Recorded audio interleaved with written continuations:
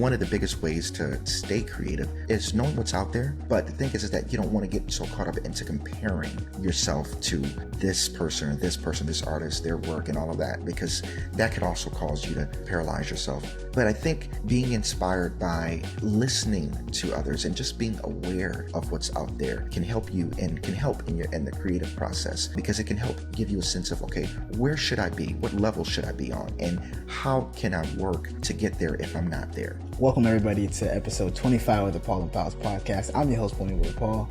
And Paul and Pals is a podcast where I interview my creative pals to learn how they became who they are today to inspire you for tomorrow. On this episode, I have a creative conversation with my pal Antwaun Stanley, a singer/songwriter from Flint, Michigan. In this episode, we talk about how it felt for his mom to discover that he could sing at the age of 3. We then talk about that journey, of being basically a child prodigy, singing for his grandmother at the age of 4 for her birthday, and then going from there to signing his first record deal, to releasing his first album, which actually charted at number 22, I Can Do Anything.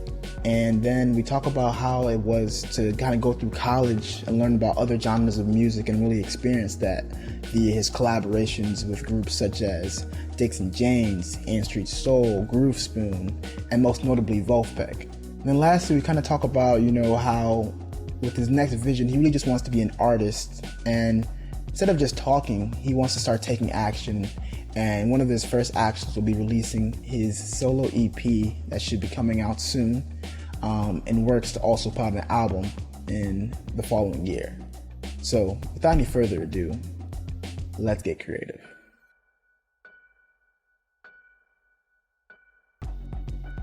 How are you doing, man? How's everything? How's life?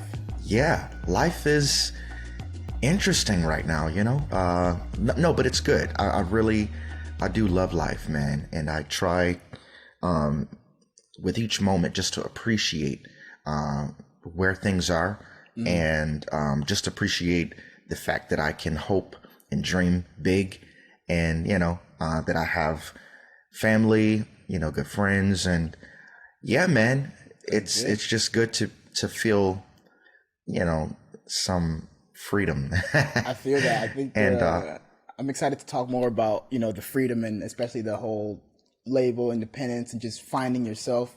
And I think it's funny because I know we attempted this and the technical difficulties kind of made it a little bit hard. So I'm glad we're able to get a quick try it again. And I think it's going to go pretty well. But, sure. First of all, thank you, Antwaun, for willing to come. When I was talking to you, you kind of mentioned, you're not really doing a lot of interviews right now. So it felt really special that you were willing to take the chance with me. So I'm excited for everybody to hear your story and be inspired by it, because I know I am. And so I want to start by always talking about, how we know each other, how are we actually pals, right? And It kind of goes back to the University of Michigan. There was a program called Leadership. I'll let you describe what that is in a second, but that program was dope because it really kind of gave the idea of what a leader kind of meant to me. I didn't really, we all know the definition of a leader, right? But I felt like it wasn't until we did all these little programs and side missions and games and little almost like therapy sessions in a way that it was really dope. And I remember you were the consultant leader for basically our little cohort, and it was really dope. We really got connected over that and stayed in touch. But I'm glad I was able to meet you from then. And if you want to kind of describe a better description of Leadership, feel free to do that. Yeah, man. Thanks a lot.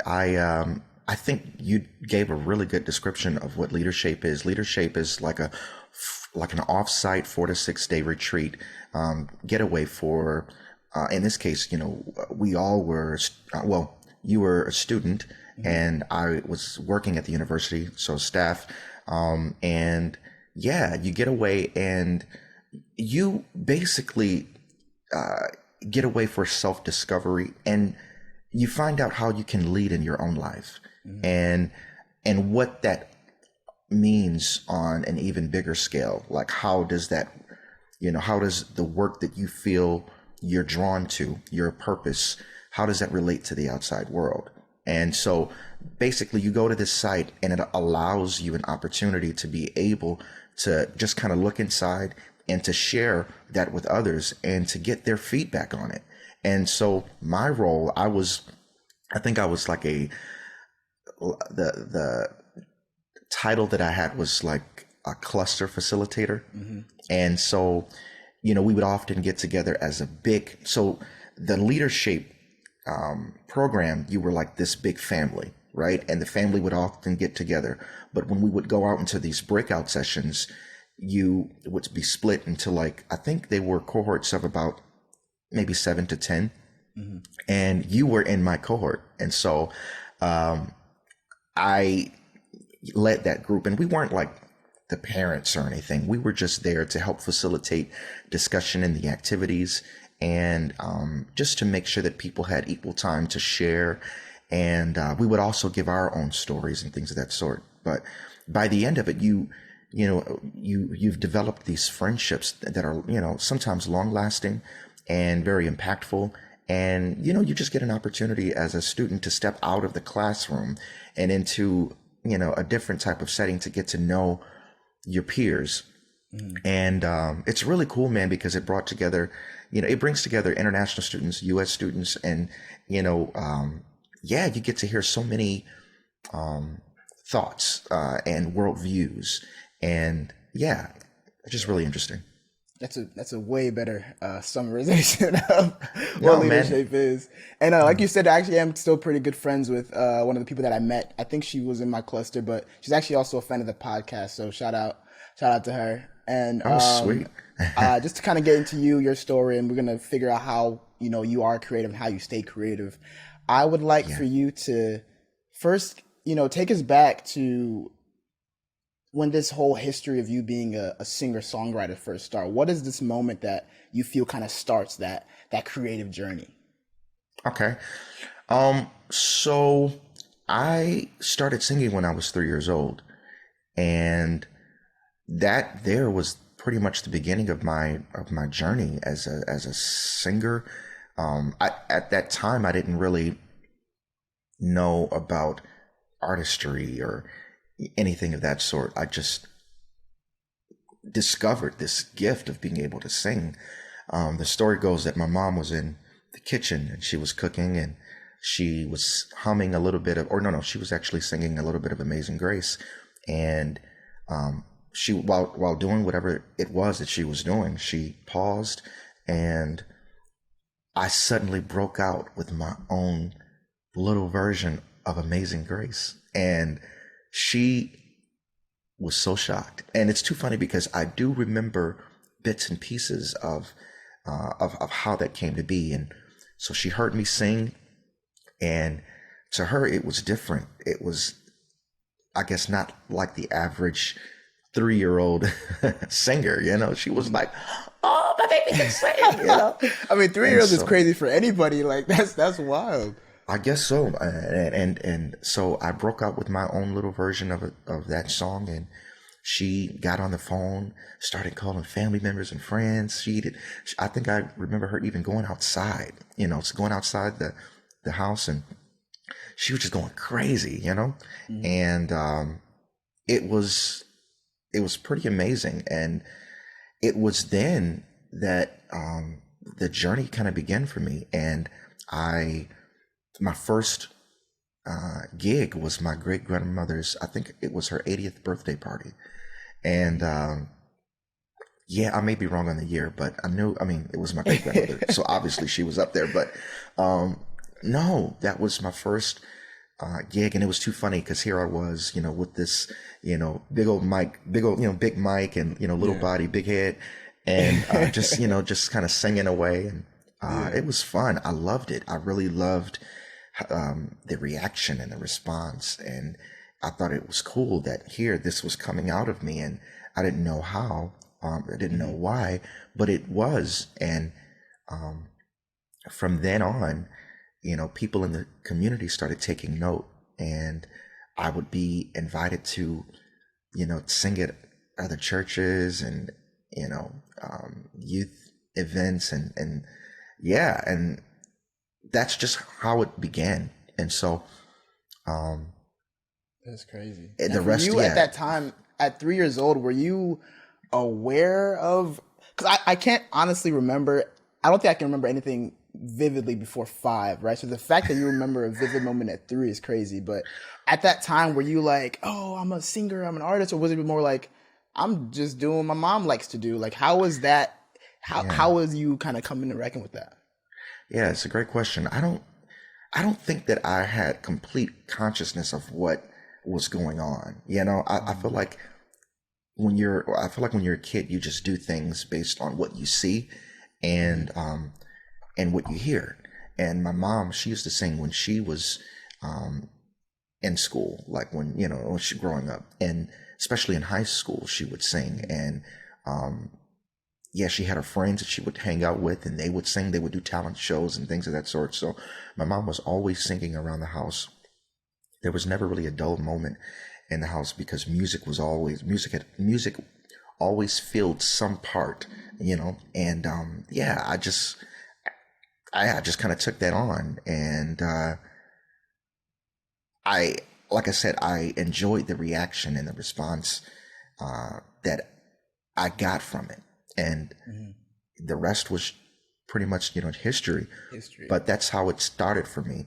I think that gift that my mom had just kind of rubbed off on me, and she just claims that I stole her gift. Yeah, no, I can see that, and obviously you've mentioned that she's your biggest fan, and I'm kind of curious if you would like to tell us more about the impact that your mom had on you, because I know she kind of had you young, and that in itself has made you kind of who you are today. So give us a little bit about your background, kind of being raised by your mother. Yeah, my mother, she was a teenage mother, and so it was tough. I mean, she did definitely have the support of family and friends, but being a young teenage mother, it's difficult when you're trying to put yourself through school, right? Then she was in high school, but and then you're trying to raise this kid. It's yeah, every now and again we'll speak on that and how it's just remarkable that she was able to do that job. And then you think about where things are today, and it's like, man, I know I couldn't have imagined anything like that. So yeah, Wow. but she definitely instilled, values that last even to this day, and I'm so grateful, And I also have a brother, and she would often tell us that I am equipping you daily with the tools necessary in order to build your future. So when it comes to things like treating others the way you want to be treated, loving your neighbor, and using your mind, those are the tools. And yeah, so her presence in my life is invaluable. And yeah. I love that. And kind of growing up in Flint, Michigan, very close to home, in University, Michigan. What was the impact of the community once you mentioned that your mom was kind of telling everybody, hey, I can sing? Did you kind of feel out of love from the city itself, or did you kind of have to go out and start seeing that as you started, like, maybe touring or something? Where did all that love started coming from? Yeah, well, yeah, when the community started finding out that I was musical, people would often just contact my mom and say, hey, I heard about about that young man. I would love to get him over to my event, whether it was a church event or anything. And yeah, and we were on it. My mom, she knew that I loved to do it, and yeah, she was like my manager. She was like my manager, kind of guiding me, and it was fun. It was a lot of fun. And so that's how I started meeting other musicians in the community and hanging out with them and just kind of learning the ropes, learning more about how to sing, and learning about different instruments and things of that sort. And so it was really it was a learning experience, and it was a growing one too. Here I was growing physically and also growing, with knowledge about music, and it was a lot happening, man. And but so Flint definitely helped mold me, and I know Flint can get a bad rap about a lot of things. It was a booming city at one point, but things just kind of went downhill. But In terms of, it's not so much about the geography, what the land itself, as it is about the people. For me, that's when I think about Flint. That's what makes Flint home for me. It's the people who have helped cultivate, helped me cultivate the gift. And so Flint is always home. Everything that I've done, any place I've gone to, I've always, found myself, visiting or going back to Flint for some reason, whether it's, some of the family that may be there or some of the friends or, So Flint will always be home no matter who I become or where I go. Yeah. Now, I can tell you have love for it. I heard your podcast episode with, I believe it was the Save the Water campaign, probably about 3 years ago, where they were trying to, kind of garner support and make sure that at least the politicians of that area of Michigan were, really looking at the Flint water crisis. I wanted to know a little bit about that and how did you kind of get involved with that? And do you know if there's anything happening now with that Flint water crisis? Are you still kind of in the works on that? Yeah, that's a great question. So around that time, let me see, I had an interview with a gentleman named Seth Bernard, and they were doing this. I think it had something to do with a pipeline, and I forget all of the specifics, but they had spoken to some city residents about the situation and just their experience with the crisis, and I was one of those folks, and I just kind of gave a little bit of my experience because I was still going in and out of Flint a lot, and so I still was one of those that was affected because I used the water system and things of that sort, and family or some family and some friends, and so it affected it affected everybody, and and I think sitting down with that team that had done that presentation there, I thought it was a good experience, and I thought it was informative because it kind of gave others that firsthand knowledge, from people who had actually gone through that experience, and so that's what that was about. And as for things currently, I can't say that things are absolutely 100%, but I think the situation is better. So it's a very unfortunate situation, and it's really BS. When you really think about the kind of country that we have, and but I can take that so many other ways, and so I don't want to go there, but it's really a bunch of bull, and people definitely shouldn't have to experience anything like that, and but I do think that there are many situations like that in the country. So Flint, I think, became the poster child for that, and so it was unfortunate, but I'm also glad that it was exposed. Yeah, and I think it was good that you were able to use that, the influence of you and the platform, because obviously, if you relate to it, you grew up from there, and going back to your childhood. Now that we've kind of established you're from Flint, your mom, had singing experience, and you're this child prodigy, right?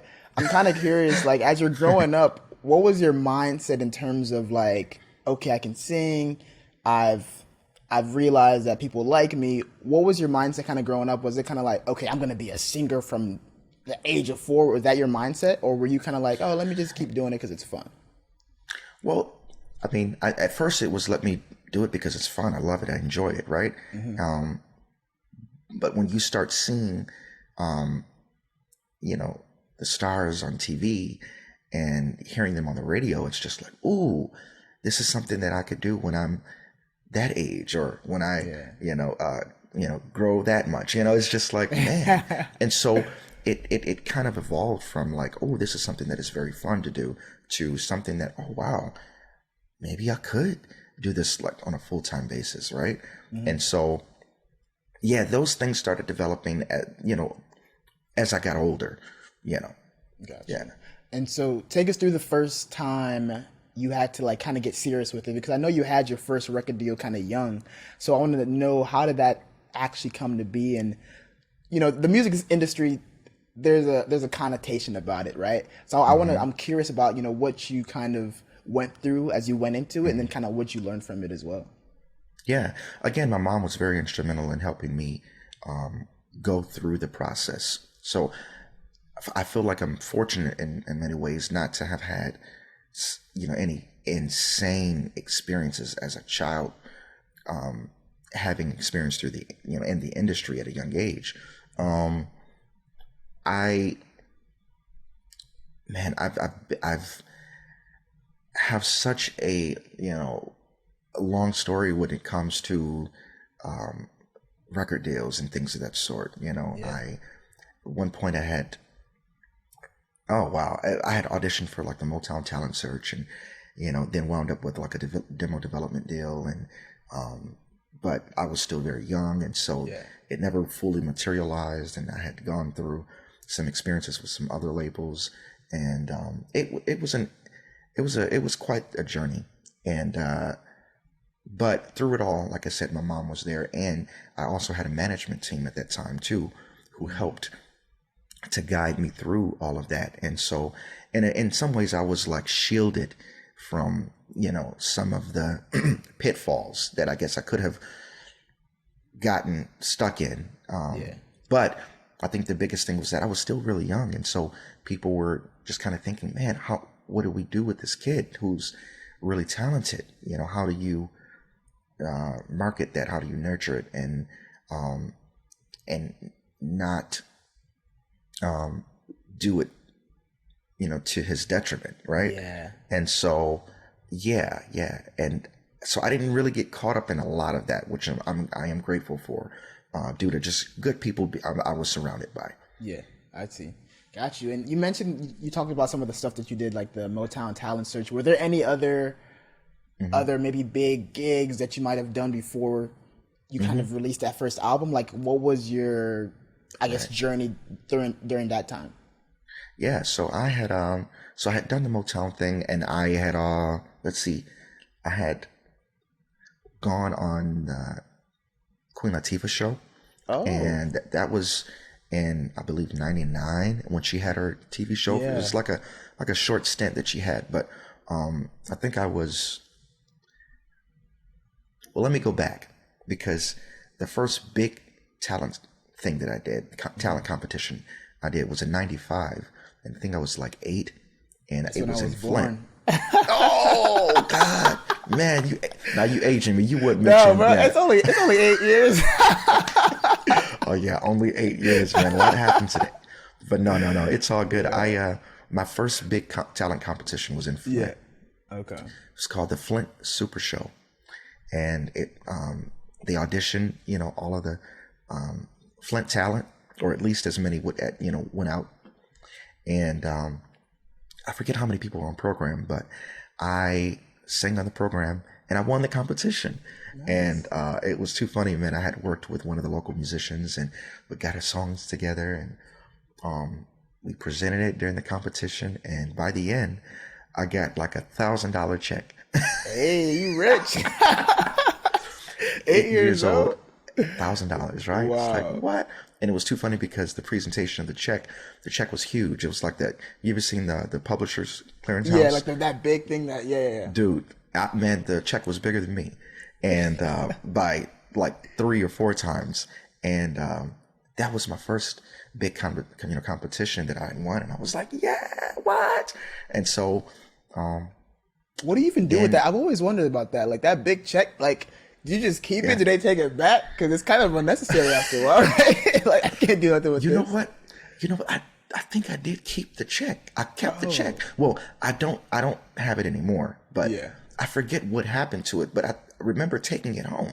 I see. Yeah. So yeah, I've always wondered that. I think my mom was like, "Oh yeah, you taking that check home? That check going home?"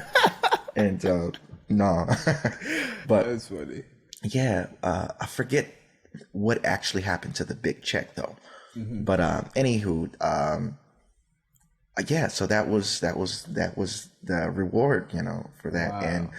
And as far as other competitions, so that was in 95, and I think in 99, Queen Latifah had a talent show, and it was too funny because my aunt had found out about it through like a TV advertisement, and she contacted my mom, and we were able to reach out to the producers of the show, and I sang for the producers, and they were like, "Yes, we gotta have you here." And so I went, did my song, and I won that one too. What? And you so got to I meet won. Queen Latifah too? Yeah, man, she's dope. so nice. No, it's so nice, and very like supportive and hospitable, and that whole experience was really cool. Got to meet other talent as well, and I forget who all the judges were. I think one of the judges was from like Rough Riders Entertainment. Another one was like a dancer. She had danced with like Janet Jackson, and then oh man, and then I forget the other judges. And name, was that also a cash prize, or was that more like a opportunity prize? Like, now we're gonna try to sign you, or incubator system? What was that?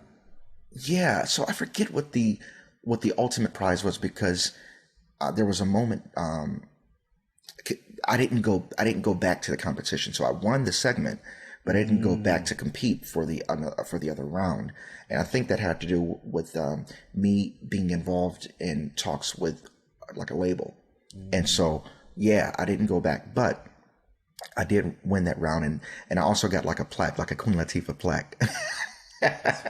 From the show, and it was national recognition too, so it wasn't too bad of a deal, but and I was like 12, I think. Yeah, my math is a little shaky, so Doesn't matter, man. You're killing it at an age. I don't even know if it's 13, 14. Like, if you're under 18 and you out here going to that's hilarious. Queen Latifah, that's amazing. And yeah, so it was what was that? Yeah, I was gonna say, yeah. So it was that, and I'm trying to think of another. I think in what was it? I forget what year. Was it 2012? Well, I had done the Apollo. Oh, and Showtime at the Apollo, and that was crazy, because it was like, man, that's the famed Apollo Theater, where a lot of the performers that I admire and adore passed through there, and they got either the seal of approval, or they got swept out by the Sandman. And I was actually part of the kids competition, and I won 2 shows with someone else. And yeah, I was like, what? Wait, as a group, or was it like y'all just performed at the same time? No, we were solo acts, but at the end, when they bring you out in the crowd, like trying to cheers, they wound up giving us both, like a tie, and this is really cool. And I think her name was like Tiffany Evans, and I think she had done something with, oh man, I forget, was it Bow Wow or something? I don't know, I forget, but she had actually gone and I think she charted on Billboard at one point, but just like we'll get into that later. Yeah, but it what a cool experience. And I think at that time Monique was hosting, the actress and comedian. Yeah, it was really cool to meet her for a split second too. She's hilarious, man. But that's dope, man. You gotta. It's funny because this is only the beginning of your story. You're not even like 18 at this point. Something. What was I gonna say? Oh yeah, I was gonna ask you. You mentioned like a little bit, like you didn't go back for the main segment because you started to talk about or get into the record label talks. So take us through your first record deal, I guess, because I think that's where you released your first album. Well, I had experiences with various labels, even after the Motown thing, but all the while it was really just trying to find out, okay, well, we know that there's this kid. He's very talented, but we have to figure out how to market this, artist. So I was really just trying to find myself identity. It's too funny. You're 8 years old, or you're not thinking about identity. You're just thinking about, hey, look, I want to have fun, and this is something that allows me to do that. And so I did a lot of that, and then I was finally introduced to a prominent pastor in the Detroit area who had a label called Bajade, and it was an independent label. And I believe I was around 17 at that time, and my management team had introduced the pastor to me because they were looking, just kind of like for new talent. And so I got a chance to go, and I sang at the church, a few times, and it was just like, what? Who is this kid? And so, and not long after, I was signed to the label and on track to make my first, and now only, album. And it actually came to fruition, and it was pretty neat because that was something that I had, I was looking forward to doing, especially once I got into my teens. I had, known by that time that, you can have a CD or something like that. And so it's like, I finally get a chance to do what I really want to do. And that's what happened with the label. I was able to do I Can Do Anything was the name of the project. It was released in 2006. And so basically the process for that was meeting with these producers and writing these songs here. And for me, it was not as hands-on as probably I maybe wished it could have been at the time, but I was still really getting used to like this whole concept of artistry and things of that sort. Hands-on as in like you weren't the one like writing everything, things of that sort. It was more me talking about my experience and them listening and tailoring the songs to me, and which was great, but I think nowadays it's a different world, and there's so much more freedom and so much more you can do as an artist. And not saying that you couldn't do that then, but for me, it was I was still learning artistry and how do I present myself, to a large body of people who are interested in learning more about me and the gift. So that's what it was. It was learning more about how to use the gift, so rather than just singing, well, you can write a song and you can do this and you can do this. You can get a team of people that, it was a lot of that going on, and I was still pretty young, and, but it was still a cool experience, very interesting. And the product in the end was the album, which came out in 2006. Got you. And do you want to flex a little bit and tell us how that album did, your debut album? Oh man, I was kind of shocked, man. So of course I had a really good team of people. There was a really good team of people working, and my mom was also very instrumental in helping propel that record as well. And it wound up on the number 22 on the Billboard charts.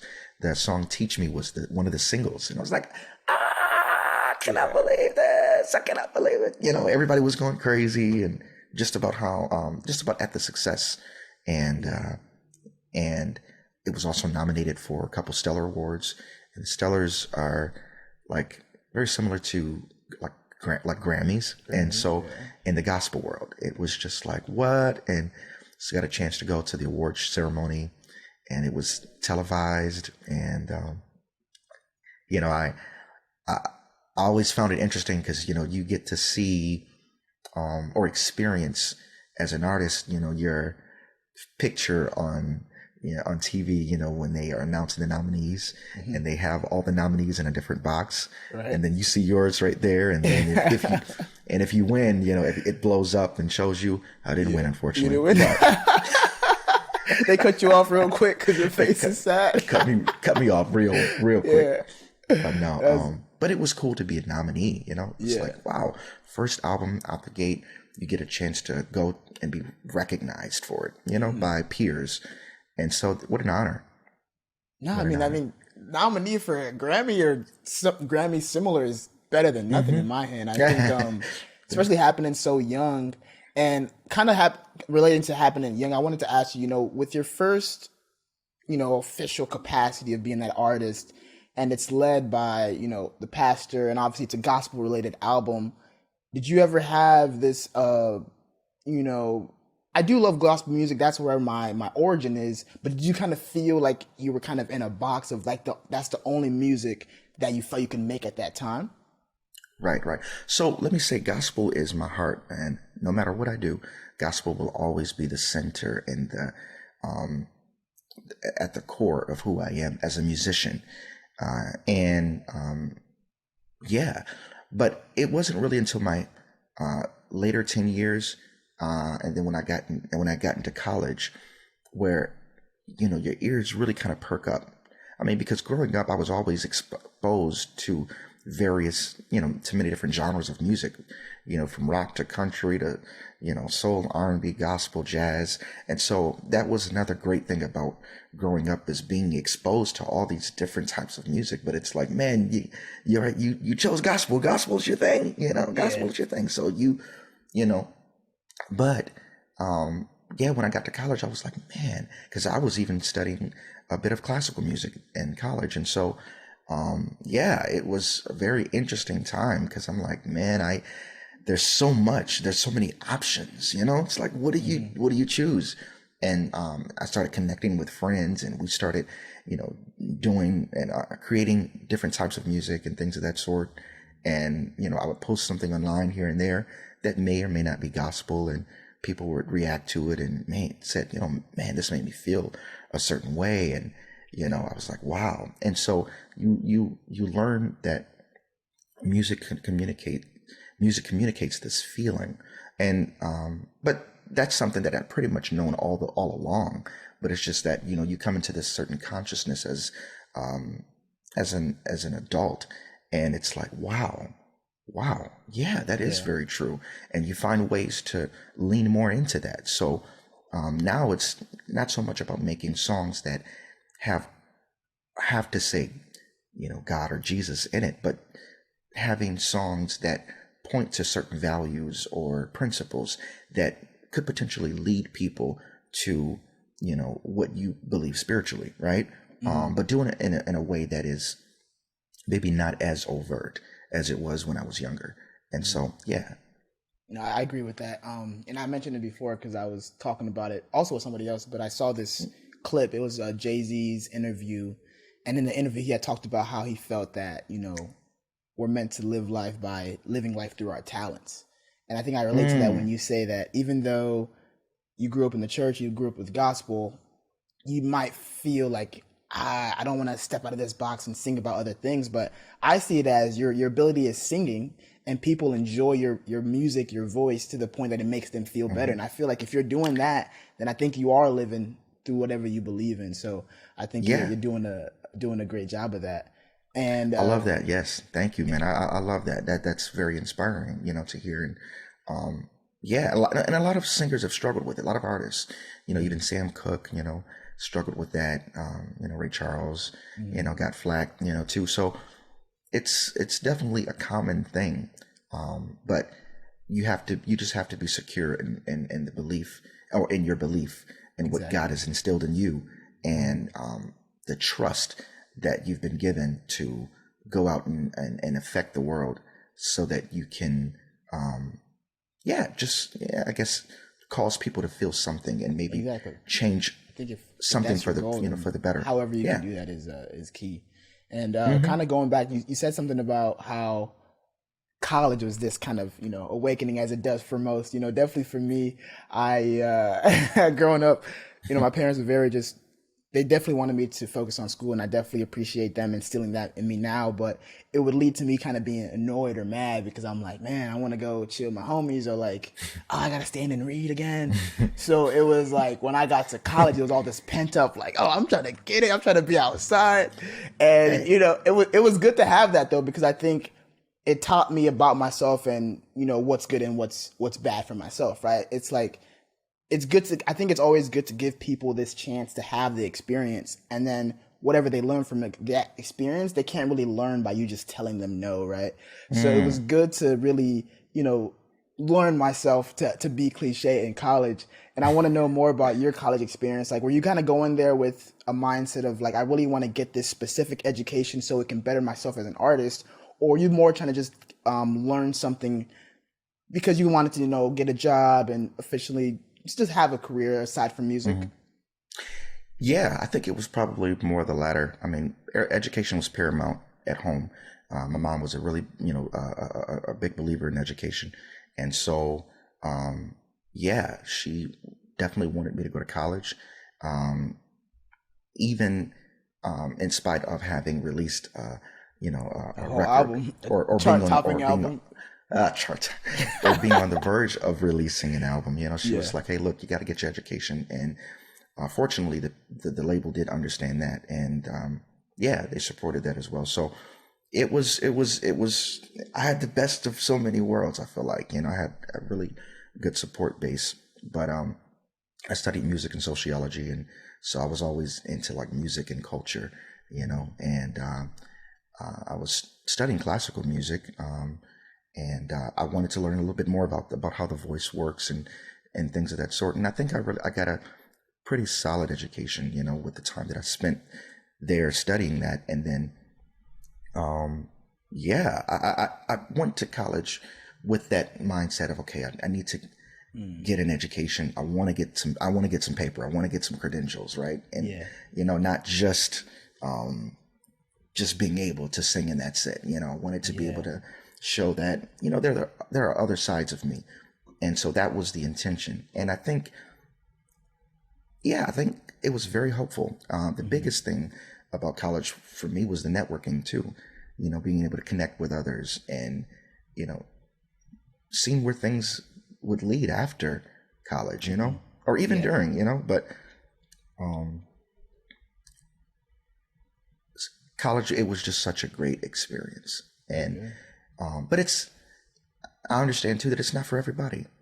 And so everybody has their own path, but that was the path that I chose to take. And I have no regrets about it. Gotcha. And I wanted to go in a little bit more about the creative entrepreneur side of things, because I think you made a good point that although you had that talent, although you were working on music that would eventually become, your debut album, I think it's good that you thought about the, what else or what if. And I wanted to know kind of like where you are now. Are you kind of thinking about, okay, I understand that I still want to pursue this music thing, I want to do that, but are you also thinking about the business side of things? Like, do you want to sign artists? Do you want to have a platform that, kind of brings in some type of revenue? So I wanted to know, what are your thoughts on the creative entrepreneurship side of things? Yeah, I do think that an artist nowadays has the capacity to run their empire, without being signed to a label. I mean, look at Chance the Rapper. That's when you see people like that, it's very inspiring. And not saying that I'm not saying that record labels are bad. I'm just saying that there's more that is accessible today at your fingertips that you're able to do and to control. And if you're that type of a person, it's like, by all means, do it. Take charge. If you can write your own music, do it. If you can market it, do it. And if you can help others, meaning if you want to sign talent and help nurture and push it, you can do it. You can do it. Now, it requires, a lot of effort, but what doesn't, And for me right now, especially having gone to college and connected with others, and, the industry had changed a lot from when I was young up until now. I mean, we've gone to almost a complete digital world. And so even after I had released my solo album, things almost, instantly changed and had gone digital, And so a lot of things became kind of obsolete. And and so during that college experience, I was able to connect with others who, were very much into like technology and things of that sort. And so we get to now, and, I've been able to collaborate with many people who seem to have a really good grasp on, all things digital, and, it's too funny because I don't consider myself like, a know-it-all at all. I'm still kind of very much a novice when it comes to, bits and pieces of the digital age, but it's all a step by step.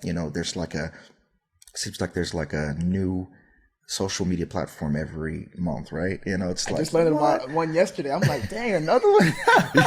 and so it's like, how do you take what you have, take your gift and exploit it in the best way possible, right?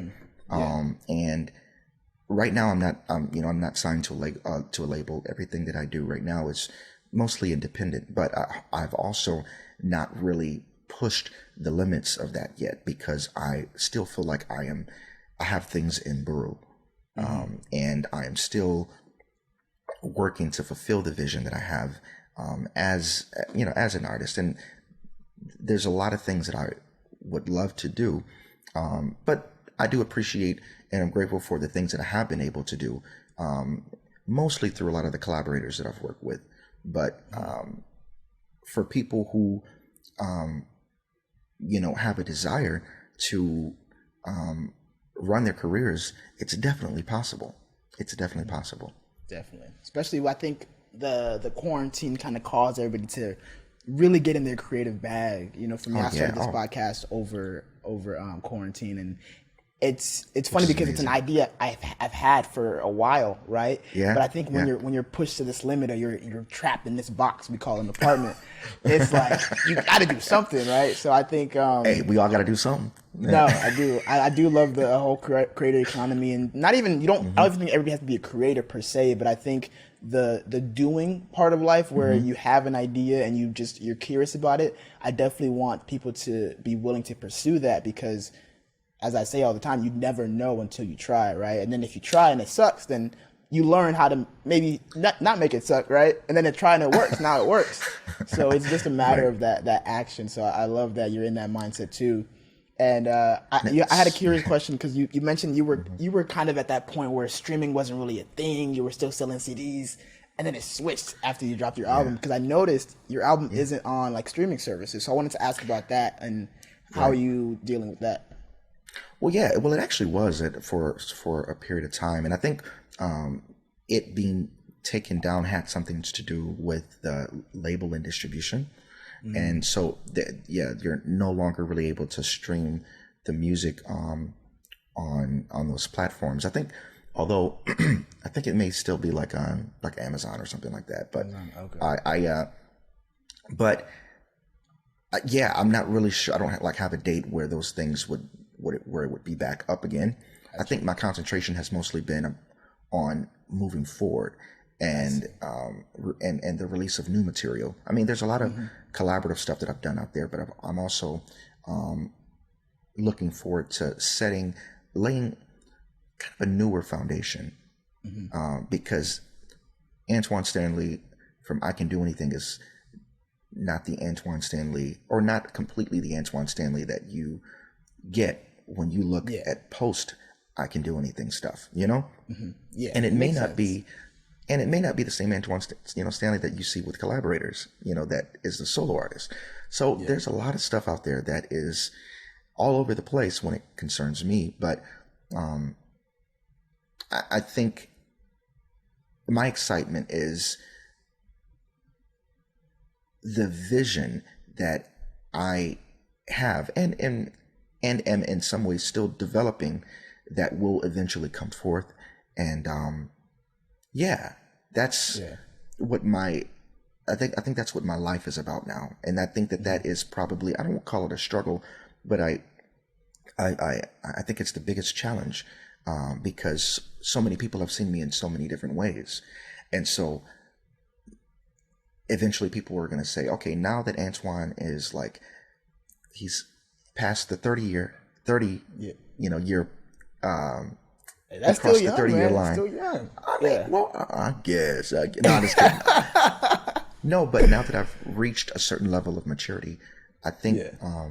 it's cool for people to see, wow, his sound has grown, or his aura, or his presence, or whatever, it has grown, and I'm excited for people to see that. But I feel like it's still in brew, and I've been working away Yeah, for sure. And I want to talk about that growth. You know, the post "I Can Do Anything," Antwaun Stanley. You know, I know in college you met a lot of different collaborators. You know, most are probably familiar with you with Vulfpeck, but I know that wasn't your first one. So can you kind of take us through your different collaborators and how that came to be? You know, Dick and James. What's the other one? Groove Spoon and Street Soul. Like all those. Take us how that came to be. Yeah, so when I first got to college, of course I was there, for the music. And one of the scenes there was the a cappella music scene. And University of Michigan was known for like a crap ton of a cappella groups. And they were all, pretty good. And I, staying on North Campus. And there was one night of attending a powwow for acapella, college acapella, and I ran into a gentleman who stayed in one of the houses next to the one that I lived in. I think it was so I lived in Zuet House in Bates too on North Campus. North Campus. I remember this, yeah. And then I think he lived in Theme House, which was right next door. And I caught him, leaving, and asked about one of the groups that I, heard. And he told me about the, Dixon James. And I was like, curious. So I went and auditioned, got in, and, started jamming with them, and so that was an outlet, because that's how people in college started knowing who I was, because I was I started leading a lot of quite a bit of the songs. And so we would go on the road and sing at other colleges and things, and so you connect with others, and you just kind of develop this network in the collegiate a cappella world. It's like, what, Yeah. and so that, and then Groove Spoon, so the band leader for that band, he was also into a cappella too, and he heard me sing at one of the college a cappella nights, and we got a chance to meet and kick it off. And next thing I knew, I was at his house in the basement, and there was this like 10-piece band and playing, and we were learning these funk tunes, soul tunes, and just rocking out. And then we started going and playing shows, there was this t-shirt shop called Elmo's on, I think it was Main Street, off of Main Street, and they had like this underground lounge joint, and we would have concerts there and invite our friends, and they would come out and dance to our arrangements of an Earth, Wind and Fire tune, or you name it. And we would also do some original songs and stuff like that too. It was a ton of fun. And there was like a horn section, and I would lead some songs, and there were two ladies involved, and they would lead some songs, and we would do background for each other, and it was so much fun. And then let's see, near the end of the college experience, was a friend of mine who, as like a last hurrah, wanted to record a cover of a Bobby Hebb tune. It was a 60s classic called Sunny. And so we did our take of it and posted it online, and it just amassed like a crap ton of views. Whoa. And we had also done, not this group, but the Groove Spoon group had also done some videos and posted them online, and they got a lot of views. And people from other colleges especially would, hear and be like, what? Get out of here. And some of my peers, even from the gospel world, would, hear and be like, whoa, I haven't seen you in this light before. And so it was interesting, man, because I started getting attention for, the stuff that was not gospel, right? And even during that time, I was just like, oh, shoot, is this okay? But it's all part of the experience. And, but anyway, going back to the N Street Soul, we posted the cover online on YouTube, and it got so many views. So we were like, well, let's put a band together, and we called it Ann Street Soul, and Ann Street was the name of the street that we recorded on.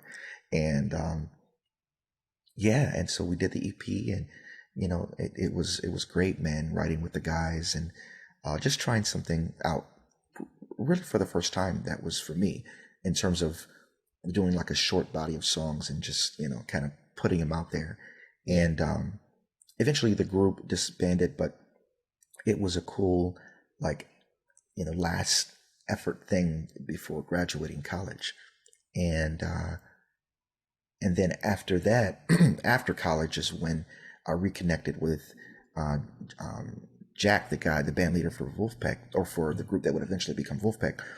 I just, I reconnected with him, and we, just like old times, went into the studio, I think around 2013, and I met up with the guys in Vulfpeck, because most of us all went to school together. So I knew who they were.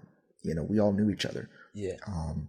And I think that band formed in 2011, and it was the idea was like a rhythm section, and it was kind of fashioned after session musicians or session groups, like when you think of the Funk Brothers or Muscle Shoals, those types of groups there. And that was the idea for that. But they brought in collaborators, and I was the first collaborator that sang a tune with them.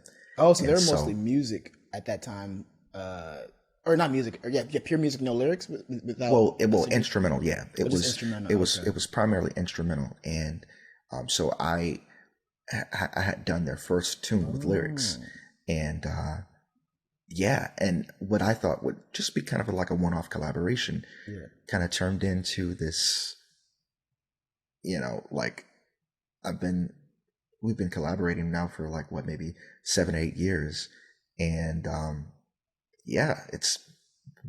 it's been an amazing ride. By far the biggest, most impactful collaboration I think I've had. But, and then, through Vulfpeck, I've worked with Corey Wong, who's also a collaborator with Vulfpeck. He's he's a funk guitarist, and amazing. And so he and I have written some songs together, and there's a lot of other, Scary Pockets. I've been able to meet, some really great musicians through that LA-based project. And and I collaborate with a lot of other people too. I did a virtual collaboration with this gentleman, Ben Silverstein, who plays with this band called The Main Squeeze, and we did a one-off collaboration during quarantine. And so it's just been really cool to have that freedom to just go out and do what you want to do. And people react or respond the way that they want, but it's something that I enjoy. Your collaboration skills are top notch, man. It's like, dang, everybody's like, yo, join us.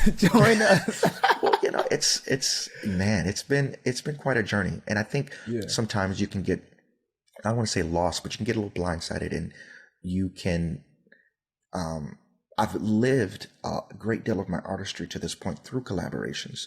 And so now I'm starting to do more or give more focus to solo stuff. And so that's what I'm really excited about. And yeah, I'm hoping next year that I can release some of what I've been working on. And but even sooner than that, I look forward to releasing some projects that I've been working on that are geared more toward that solo effort. Yeah. I was going to ask you about that because I know, we talked about the collaborations, and then I see that you haven't done the album since for a little bit. So I was going to ask you, kind of moving forward, what is this vision? I don't know if you want to maybe not tell us everything, but can you kind of give us a preview of what you really want to come out with next, or what you're working on? Well, man, Paul, look, I just want to be an artist. I want to go out and I want to sing to people, and I want to, make people feel like they, not to be cliche, but that they can do anything, or that they can overcome. They can, that they can, that they can get through. One of the biggest things about being an artist is being authentic, being real.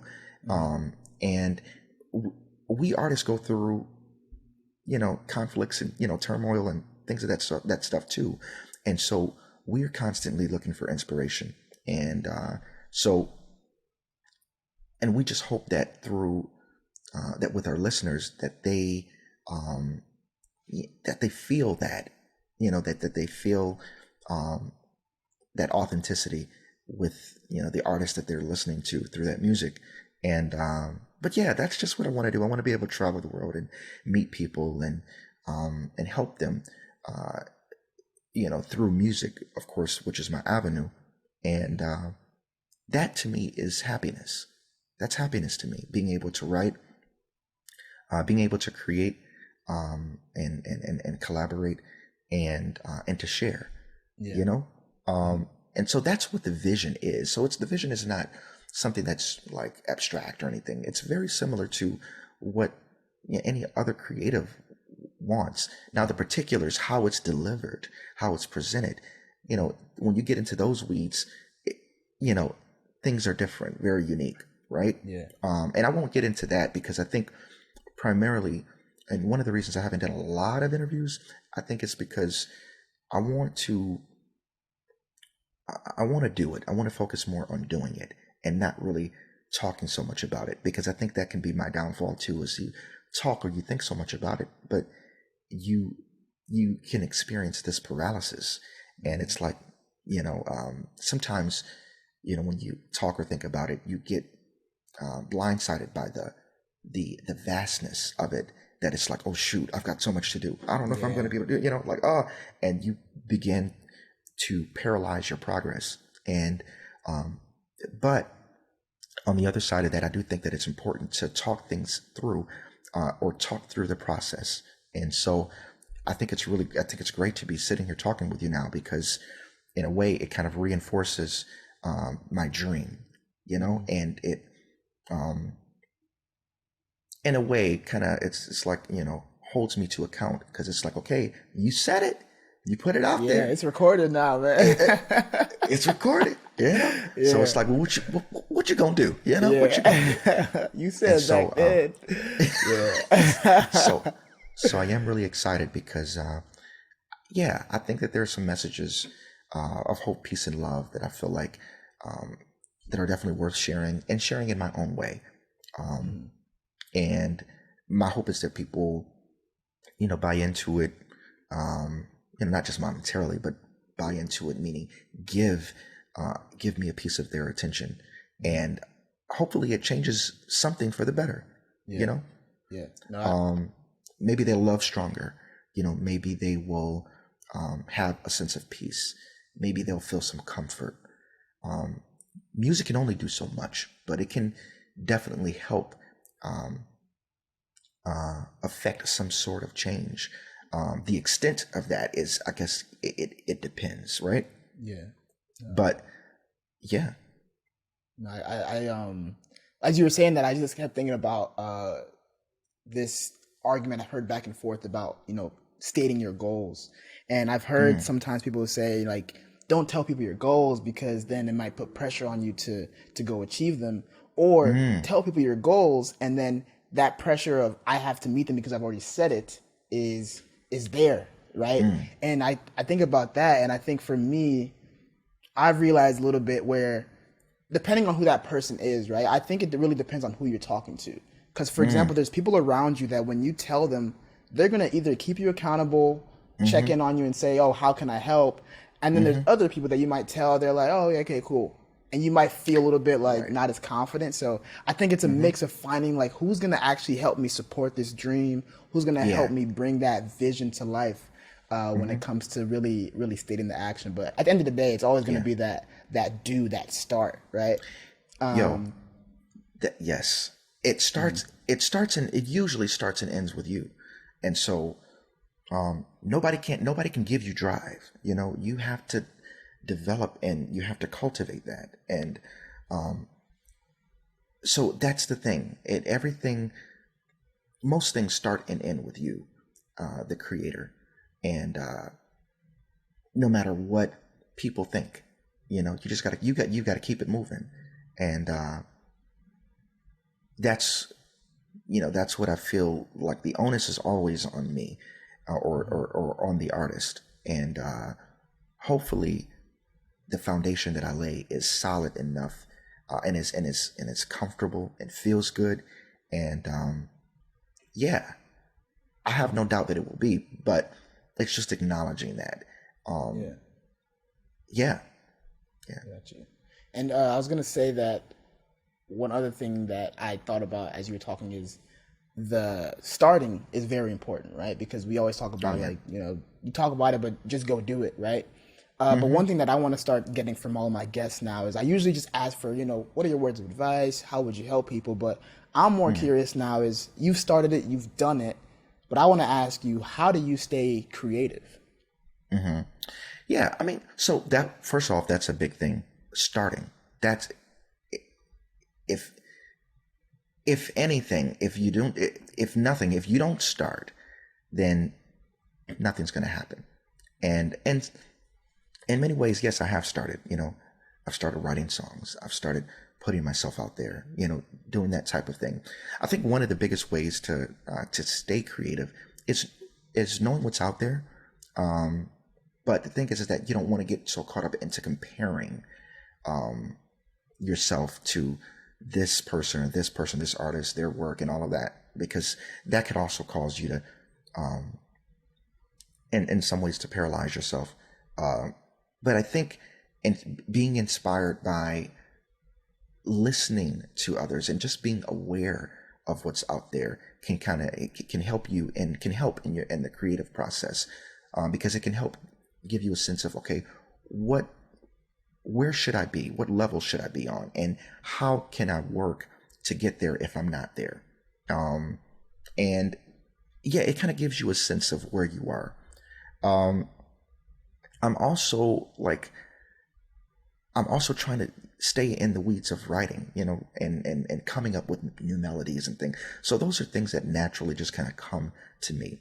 I mean, more so the melodies than the actual lyrical portion, but that's just something that kind of comes from within, and I really can't explain that.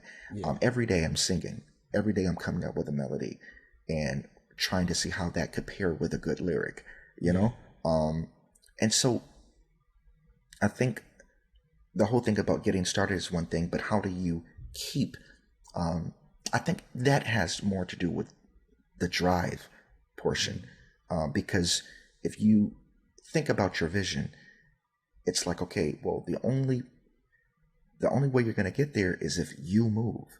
And sometimes, people can have a team that's helping propel them, and that's great, but you're still, you still have to provide that fuel, and I think even during the quarantine, man, I had spent some time out in LA before going back to Michigan, and I was like, man, it was a big bummer. But when that happened, I was like, what's going to happen? So I started, I pulled up Spotify and started, finding some of my favorite albums. And then I started sifting through some of the, my mini vinyl collection and, trying to pull up some records that, I love. And, then I would stream, concert gigs and, and then, see if I could, find a good little drink to see if it all would make it like the real thing, and so that for me is like the weeds. And then in addition to that, I would find myself writing, coming up with melodies and creating and doing virtual collaborations. That to me is the stuff that I use to stay engaged and stay creative. Because in some ways, yes, I've started that, but in other ways, I feel like I've yet to release a solo project. So that portion there is something that that's still in brew, but I have started it. So, but now it's about the finish. It's like, okay, you started, now you got to get to the finish line. But in terms of keeping myself creative on a daily, it's about taking what I feel like I am good at and taking what I think I'm good at and gaining knowledge about what's out there and finding some common ground. So if I feel like I'm not completely up to par on a subject or topic, well, how can I get there? If my piano playing is not, not that great, which it isn't, how do you find yourself, getting better, whether it's, going on YouTube and, finding a session or connecting with a friend, in person or virtually to try to get some tips, you really have to kind of put yourself out there and in the way. And so I think that depends a lot on your drive. Gotcha. And, it's tricky because drive, I think drive kind of comes within, but having knowledge of what's out there can also inspire that drive. Yeah. Or at least inspire you to work harder toward fulfilling your vision. Yeah. I think it's a hard balance too, because it's like I think about it, I like to zoom out to make sense of things, right? So, when you zoom out, it's like you got to get that person to just start. And that's a big part. And when they start, that's amazing, right? But then if we were to leave them for a couple months, a year or whatever, we have to kind of check back in, is that person still going? And I think that's where that drive aspect comes in, right? It's kind of like, and it's what's the gas that's fueling them? Is it the people around them? Is it just an inner like love for something? Because you could run into burnout, right? And now you don't want to do it because you're so overwhelmed. You've been comparing yourself. You don't see yourself maybe growing to the metrics or stats that you're working with. So I think it's a very complex balance that I don't think has the right answer for everybody, but I think surrounding ourselves with conversations like this, or maybe tutorials or therapists, you have to keep supplying that, because it gets tough, Right, and environment is plays a lot into it as well. I mean, I know right now things are opening up a lot more now, but being able to surround yourself with people who are in the work and doing the work is a great thing too. And it's been cool to have a network of friends who, are in music, and some that are not, but you can share and bounce ideas, to each other is a great thing too. So community also plays a lot into it as well. That's good, man. I'm excited, man. I think, it's good to hear you say all this, because like I think before I got to know your story, I remember hearing about you and I'm like, oh wow, Antwaun, he's doing this dope stuff. He's making albums. He's an artist, right? But I feel like now as I hear you, you're not at your peak yet. You know what I'm saying? I'm excited for what you're going to bring, because I feel like you have so much still to do. So I'm really excited to hear this this next project. I really do. I really do feel that way. I've been the recent work. I have been working on like a joint EP with a producer friend of mine. He approached me a while back about just getting together and just experimenting musically. And I was like, oh man, yeah, I'm down. He has also done a lot of work with Vulfpeck, and his name is Tyler Duncan, and he's an Ann Arbor-based producer. And so we've been able to, our friendship has grown, and we've been able to kind of go back and forth with ideas. And, we came up with a few tunes and wrote them. And in addition, with another Wolf, well, he's not like a collaborator. He's more of like an official member of the band. His name is Theo Katzman, and he's a songwriter extraordinaire. And so we all got together, worked on these songs, and hopefully later this summer I can, roll that out. It's called Ascension. And yeah, well, the whole idea, I think as an artist, I want to inspire and uplift, and I think this EP, which is kind of a short EP, does a bit of showing us, that journey of going, from here to here, ascending, and yeah, I'm looking forward to people listening and just, and getting some good feels from it. I'm delivering some vocals that I haven't really kind of showed in a while. So gotcha. I'm excited for people to hear what's going on musically, but also message wise on that project. Would you? I think also we've been talking this whole time. I don't know how long it is now, but oh shoot, yeah, right. People haven't even if they've never heard of Antwaun Stanley. Do you have? Would you like to preview maybe something to just show a little bit what you got? I'm trying to think if I could. There's a tune that it probably won't be on this EP. It'll probably be on the solo project, but it's called Where Are We Now? And we think about, where we are as a country. Where do we want to go? And as a people. And I wrote this song with a couple friends, and the pre-chorus goes, so that's the tempo.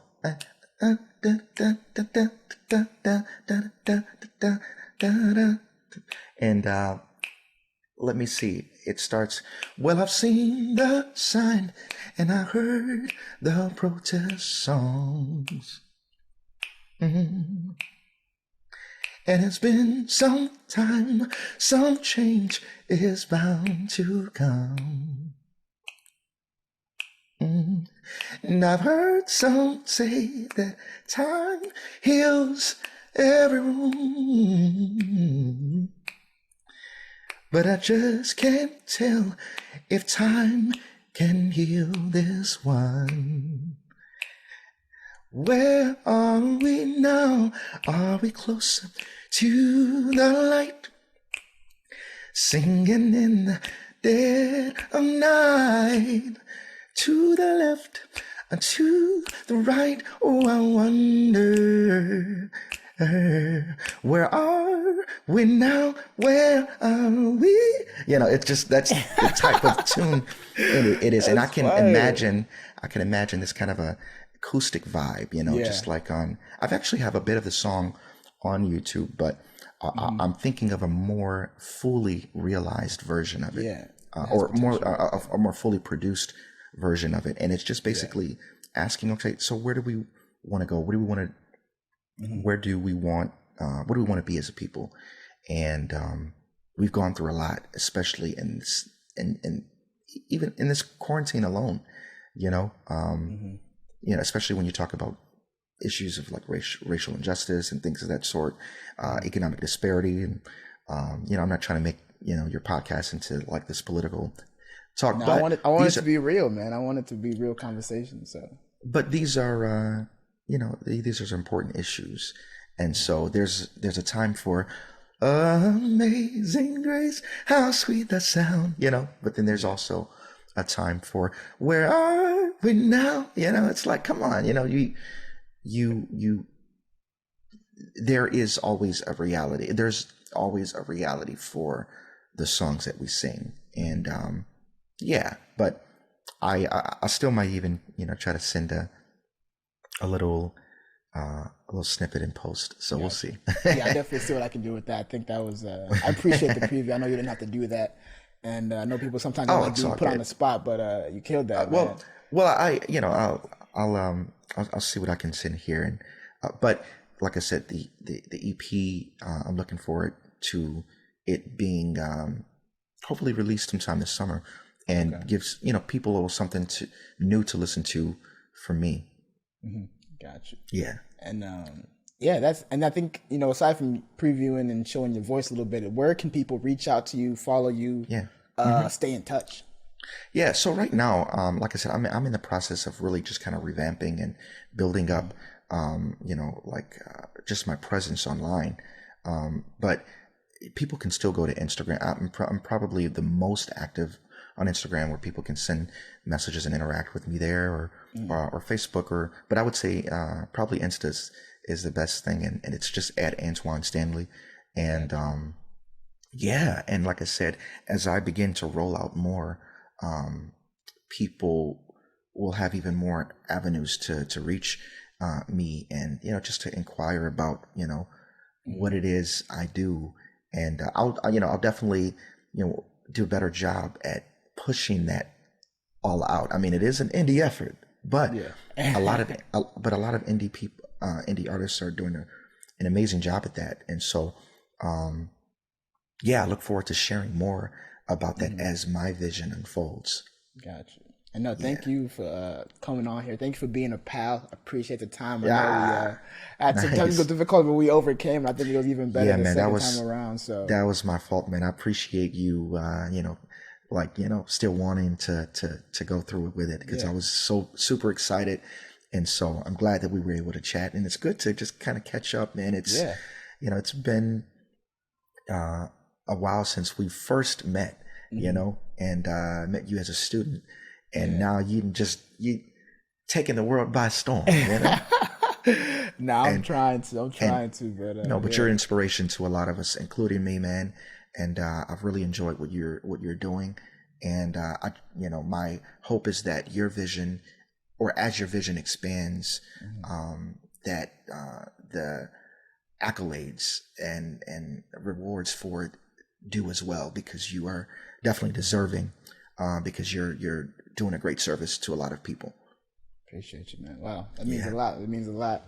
I appreciate you, and thank you for your time once again.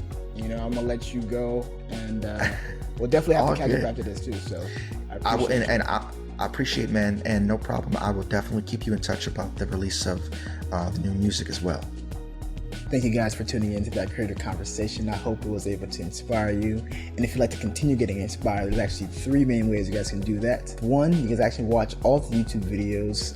That's the full-length episodes and also clips, just to get a little preview about what each episode might be about. 2, you guys can actually listen on all podcasting platforms, which is Apple Podcasts and Spotify, or wherever you happen to listen to podcasts. Please feel free to leave a rating or review, just to help me out and also get the word of mouth out there. 3, you guys can actually subscribe to the Paul & Pals newsletter, which is basically a written summary of each episode in addition to my takeaway, so that I kind of give what the episode made me think about, what I got from it, link in the description and show notes. But without further ado, always remember to stay creative.